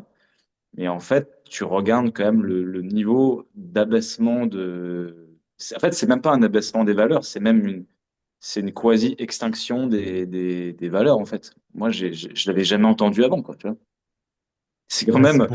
Et- c'est pour ça que j'ai été posé un contexte différent parce que le problème, c'est qu'on pense que notre société est la normalité. C'est pour ça que je t'ai contextualisé avec le 18e siècle. C'est pour ça que je te contextualise avec en Afrique si tu fais ça. On va te demander des comptes. Il y a qu'aujourd'hui où on ne te demande pas de compte, en fait. Ça n'a jamais existé. Je veux dire, c'est quelque chose qui est extrêmement récent. Donc, c'est pour ça que je recontextualise de suite pour montrer qu'en fait, notre société, ce n'est pas la solution dans un monde malade. On a un problème de monde malade, donc on a un problème de modèle. C'est pour ça il faut s'extraire de ce modèle pour comprendre ce qui est mieux et moins bien. C'est pour ça que j'ai essayé de faire cet effort-là. C'est pour ça que le problème, c'est que si on essaie de trouver la solution dans un modèle malade, ça sert à rien parce qu'en fait, c'est le faire prospérer plus longtemps. Donc, c'est quoi l'intérêt? Évidemment que dans tous les cas, il va prospérer plus longtemps. Mais dans le fond, ça sert à rien. C'est que notre société arrive à un moment donné où elle a un problème de modèle dans tous les secteurs de ce qui fait cette société, hein, que ce soit économique, que ce soit agricole, que ce soit civilisationnel, que ce soit culturel, que ce soit historique, dans tous les secteurs. Dans tous les secteurs, on a un problème de modèle aujourd'hui. Parce qu'on est à la fin de quelque chose. Donc, on revient toujours à la théorie qu'on connaît tous, parce qu'elle tourne toujours sur Internet. Ce n'est pas un signe de bonne santé mentale d'être bien adapté à une société malade, hein. Et c'est pour ça que dans la Bible, vous avez, il n'y a pas de juste à Sodome et Gomorrhe. C'est-à-dire que quand vous êtes bien acclimaté à un endroit malade, ça fait pas de vous quelqu'un de sain, si vous voulez. Ça veut dire qu'il y a quand même déjà un problème. C'est ce qu'il faut vraiment comprendre de ça. C'est-à-dire que quand vous êtes parfaitement, si vous êtes bien au pays des crocodiles, peut-être que vous êtes un crocodile. Vous comprenez? Parce que si tu es une gazelle, tu vas pas te baigner là où il y a les crocodiles. Tu vois le truc. Donc c'est pour ça que je prends ces exemples-là pour que chacun comprenne que c'est important au bout d'un moment. Il n'y a pas de juste à Sodome et Gomorrhe. Au bout d'un moment, ça veut dire ce que ça veut dire. Si tu arrives à vivre au pays des fous, c'est peut-être que tu es un peu fou. Parce que sinon, vous revenez à la théorie qui est le fou ou celui qui le suit, à vous de voir. Moi, j'ai vu. Moi, j'ai vu. J'y arrive plus. Donc, j'y suis pas. Voilà. Mais faites ce que vous voulez. Le problème, c'est que c'est pas agréable pour les gens parce qu'ils n'aiment pas avoir des moralisateurs. Mais au bout d'un moment, on a un moment donné où il va falloir ouvrir les yeux parce que leur presse et que quand la punition va tomber, ça va être les 7 plaies d'Égypte et il faudra pas se retourner, hein. D'ailleurs, c'est ce qui est dit dans les Apocalypses, hein, que celui qui est au champ ne se retourne pas pour passer chez lui. Voilà. Parce qu'après l'heure, c'est plus l'heure, hein. Noé était un fou jusqu'à temps qu'il monte dans l'arche et que le déluge vienne. Vous voyez? Voilà. Là, après l'heure, c'est plus l'heure. Ou sinon, vous avez la parabole des 10 jeunes filles aussi pour les plus chrétiens. Voilà. Sont punies les imprévoyantes. Vous irez voir. 10 jeunes filles ou des. Il y a Joseph qui sourit, c'est pour ça que je rigole. Il fait un air, il dit, il a dû se dire, voilà, il a été violent. En plus, il rajoute tous les endroits où c'est écrit. Ah, mais je la connaissais pas, Commandant. celle-là. Les 10 jeunes filles, je la connaissais pas. Je vais aller voir après. Ouais. Ben, ça dépend. Des fois, ils disent les 10 jeunes filles ou les 10 jeunes vierges. Et en plus, normalement, ça vient dans l'Apocalypse. Non, c'est dans Matthieu. C'est dans Matthieu, normalement, si ma mémoire est bonne. Et ça vient juste après que Matthieu annonce l'Apocalypse. Donc, ou entre les deux. Donc, ça veut dire que soit c'est juste avant, soit c'est juste après. Donc, pour moi, l'endroit où c'est écrit a un sens précis. Parce que qu'il y ait eu des mauvaises interprétations, tout à fait possible, hein, avec les millénaires et le téléphone arabe, peut-être. Mais au demeurant, il y a quand même ce qu'il faut pour comprendre. Parce que Dieu est ainsi, c'est-à-dire il choisit de ce qui vous arrive aux oreilles. Donc ce qui arrive est quand même ce qu'il faut entendre. Voilà. Ou en tout cas, il y en a assez pour s'en débrouiller. En tout cas, vu il est partout et dans tout, c'est ce qui est le plus probable. Ouais, et tu fais bien de préciser que c'est une référence religieuse, les 10 jeunes vierges, parce que vu la discussion qu'on a eue juste avant, ça aurait pu C'est une prêter à confusion. réflexion, mais le problème après, c'est, bon, pour revenir un dernier coup sur la sexualité, évidemment que normalement, ça devrait être un truc précieux, un truc de couple, parce que vous avez toujours la possibilité que la vie naisse de vous deux, et qu'aujourd'hui, on doit le rappeler. Et en plus, beaucoup de femmes ne comprennent pas du tout la nature masculine en plus.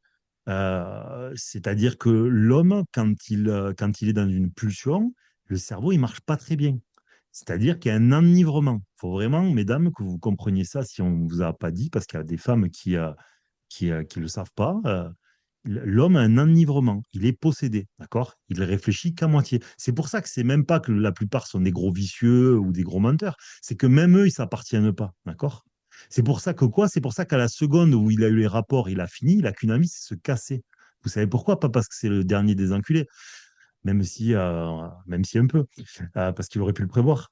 Mais pourquoi? Mais parce qu'en fait, il est redescendu. C'est-à-dire que ce qu'il a porté, ce qui le possédait, une fois que le rapport est fini et qu'il a fait son affaire, hein, en fait, il redescend. C'est-à-dire la pulsion s'en va. C'est comme si vous êtes drogué, vous avez besoin de vous droguer, ça y est, vous vous êtes drogué, ouf, c'est le soulagement immédiat. Ben, c'est la même chose. C'est la même chose. Ça veut dire que la plupart des rapports sexuels ne sont pas choisis parce qu'il est possédé, il est emporté par son envie. D'accord? Et donc, il choisit.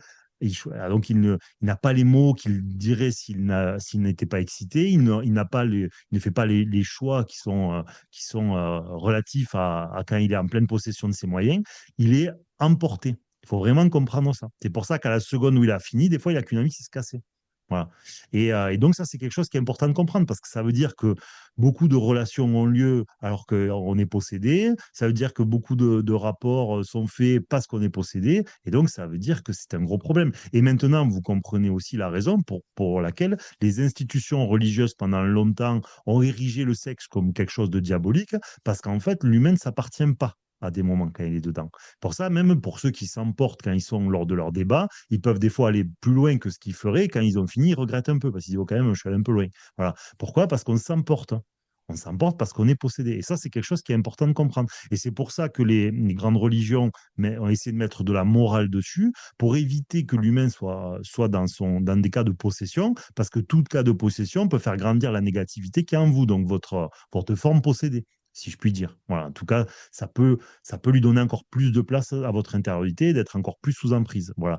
Et ensuite, hein, bien évidemment, c'est la raison aussi pour laquelle c'est important d'être délié de ça, dans l'absolu. Ça ne veut pas dire que vous n'aimez plus, mais ça veut dire que ça n'a plus un pouvoir trop élevé sur vous. Pourquoi? Parce qu'en fait, c'est le meilleur moyen, si j'étais le diable, ça fait partie des moyens les plus simples pour vous faire sauter. Pourquoi? Ben, regardez, par exemple, aujourd'hui, quand il y a quelqu'un sur lequel vous voulez avoir du pouvoir dans la classe politique et tout, vous faites quoi? Ben, vous savez qu'il en a après, il en a après les filles, vous prenez deux photos compromettantes et après, vous le faites chanter. C'est ce que font très souvent les mafias. Voilà. Vous faites chanter auprès de sa femme si c'est pas grand-chose. Et si c'est plus, ben, en fait, un jour, vous y envoyez une mineure qui a juste l'âge, mais qui fait plus grande. Vous prenez deux photos compromettantes et à vie, en fait, vous en faites ce que vous voulez. Voilà. Ça veut dire quoi? Ça veut dire pourquoi? Parce qu'il est possédé. Si normalement il s'en foutait, il dirait hop, hop, hop, hop, hop. Non, non, non, non, parce que je suis en fait, c'est pas mes. Tu sais, c'est la chanson de Grand Corps Malade. Ma tête, mes cœurs et mes couilles, tu l'écouteras, elle est géniale. On aurait dû la passer d'ailleurs, si on avait un monteur. Elle est rigolote. Et elle est marrante d'ailleurs. Elle est marrante. Vous devriez tous l'écouter pour ceux qui la connaissent pas. Et ça veut dire quoi? Ça veut dire que le diable peut se servir du sexe pour vous éloigner de quelque chose, pour vous faire sauter, pour vous amener dans la mauvaise direction. Donc c'est pour ça qu'à un moment donné, il faut comprendre qu'il faut avoir de la hauteur par rapport à ça. Ça ne veut pas dire ne plus baiser. Ça ne veut pas dire ne plus avoir de coucherie. C'est de revenir à quelque chose d'un peu sain. J'ai dit baiser pour faire rigoler Joseph, il rigole. Bon, c'est parfait. Au bout d'un moment, il faut revenir à ça. Il faut revenir à ça. Il faut se dire, OK, pour le moment, je ne suis pas capable parce que j'ai toujours fonctionné comme ça. La question n'est pas là, mais essayez d'y tendre un peu. Et tendre, c'est un mauvais jeu de mots, Joseph. Non, en En fait, je plus, Joseph, rigole. ça fait très. En plus, avec ton prénom, tu sais, il y a toujours une connotation, le père de Jésus, tu vois. Donc, en plus, tu vois, quand je dis ça, ça me fait doublement rire avec ton prénom, parce que ça fait autorité, tu vois. Il y a un côté autorité. Ok, non, en fait, je rigolais pas forcément pour baiser, je rigolais pour coucherie parce que c'est vrai que dans le Nord, on l'entend pas forcément, on l'entend pas Ah, forcément comme ça. d'accord, ok. Ok.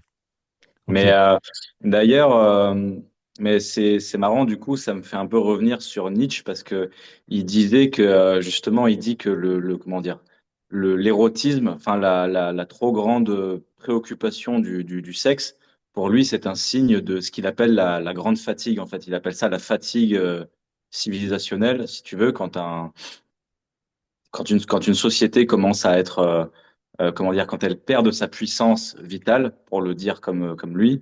Et justement, il dit l'alcoolisme et l'érotisme, ce sont des valeurs refuges pour lui. Je suis d'accord. Je suis 100% d'accord avec lui. Alors après, s'il le disait parce qu'il galérait avec les femmes, ça n'a pas la même valeur, par contre. Donc, s'il Alors, a jamais eu trop de femmes, il était amoureux de Lou Andrea Salomé. C'était la femme dont d'accord. il était amoureux. Et le problème, c'est qu'en fait, c'était un des meilleurs amis de Nietzsche qui sortait avec elle, en fait. Voilà. Donc, pauvre Donc, Nietzsche, il n'a si pas tu pu veux, même, consommer. Il n'a pas non, pu même consommer. côté amour, si tu veux, même côté amour, c'était un peu une Voilà. catastrophe, la vie pour lui. Alors, je La ne vie savais était pas, mais très dure pour lui. voilà, donc c'est là où je voulais en venir parce que je ne savais pas. Donc, parce que le problème, c'est toujours la même histoire. Comprenez que si quelqu'un a une théorie qui en fait fait écho à sa propre histoire où il ne pouvait pas consommer de femmes, et notamment celle qui convoitait, bah, du coup, que vaut la théorie? Vous comprenez le problème de l'absence de neutralité. Si en fait tu as théorisé sur le fait de ton impossibilité de consommer ce que tu aimerais consommer, que vaut ta théorie? Ben, pas grand-chose à mon sens. Voilà. Et donc on revient comme tout à l'heure, même si l'analyse est bonne, hein, puisque c'est ce qui s'est passé au sens que notre société est devenue une société décadente complètement. Donc là-dessus, on lui donne raison. Mais bon, c'est vrai que comme je sais que tout à l'heure, on a dit il a mal fini et qu'il n'y avait pas de Dieu. En général, ceux qui n'ont pas de Dieu sont très portés sur le tout est permis avec les coucheries. C'est pour ça que j'ai déduit, parce que j'ai l'habitude, c'est des combats que j'ai menés souvent, en tout cas dans le débat. En général, ça marche ensemble, si tu veux. Donc, par les probabilités, je me suis dit, si il n'y avait pas de Dieu, si l'homme est tout-puissant, si tu as fini fou, mais que je trouve pas que le cul c'est génial, c'est bizarre. Tu vois. Pour moi, c'est bizarre. Parce que normalement, c'est un package, hein. C'est le pack ultime. Donc, s'il y a un truc qui manque au package, c'est qu'il y a un problème. Donc, le problème, as-tu eu du succès avec les femmes ou celles qui convoitaient? Non, d'accord, je comprends pourquoi il manquait ça. Sinon, je pense vu ce qu'il a porté pour le reste, bon, je m'excuse auprès des puristes et tout, parce qu'on rigole un peu. Euh, mais il est fort probable, là, pour revenir, parce que là, on tombe un peu dans la rigolade, et il faut pas, parce qu'on aurait pu être Nietzsche, c'est important, ou on aurait pu avoir ces pensées-là, où on les a eues d'ailleurs. Il faut quand même penser que voilà, c'est peut-être né de ces tristesses d'amour et de sa sensibilité exacerbée qui n'a pas pu trouver résonance dans les autres femmes, parce que peut-être qu'il était trop torturé ou qu'il avait trop de féminin en lui. Donc, de ce fait, il avait du mal avec elle. Et donc, de ce fait, ben, il a théorisé autour de ses déceptions, de sa frustration. Et donc, bon, il en est arrivé probablement à ça. C'est pour ça que j'ai posé cette question à Joseph, parce que par déduction, je pensais y trouver ça, justement, parce que c'était logique. Voilà, mais on est tous assujettis à ça, donc il n'y a pas de moquerie, il n'y a que de la déduction pour servir le bien commun et comprendre des choses supérieures, qui est le but, hein, qui est le but de ce podcast.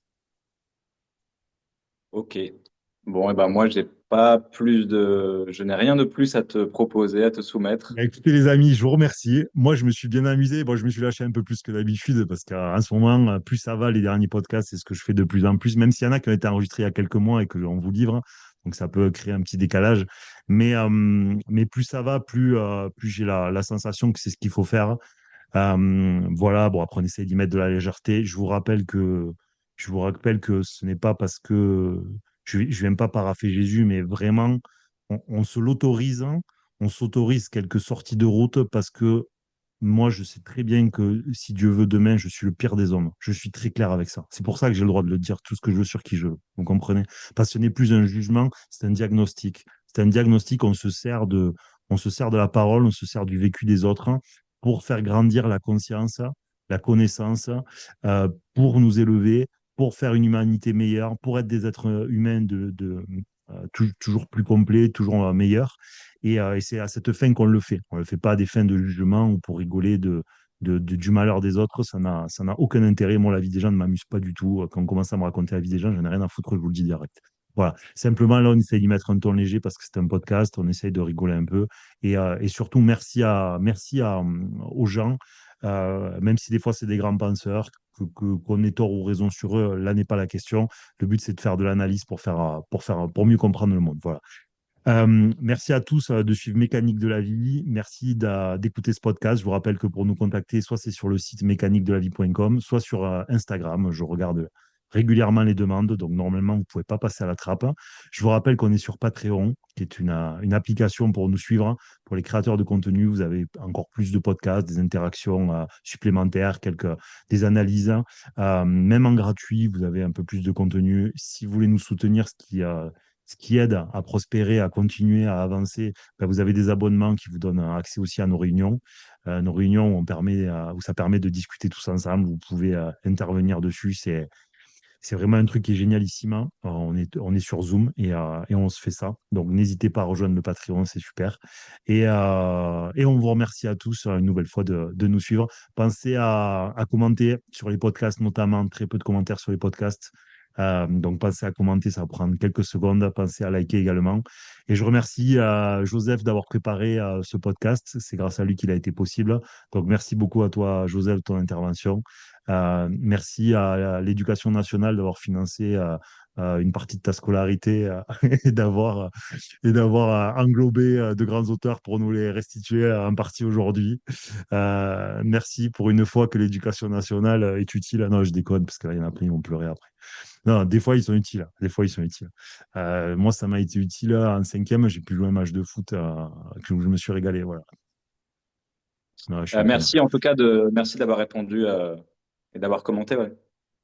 Voilà. Bah, merci encore. Merci de suivre Mécanique de la vie et à très bientôt sur Mécanique de la vie, l'équation dont vous êtes l'inconnu. À bientôt.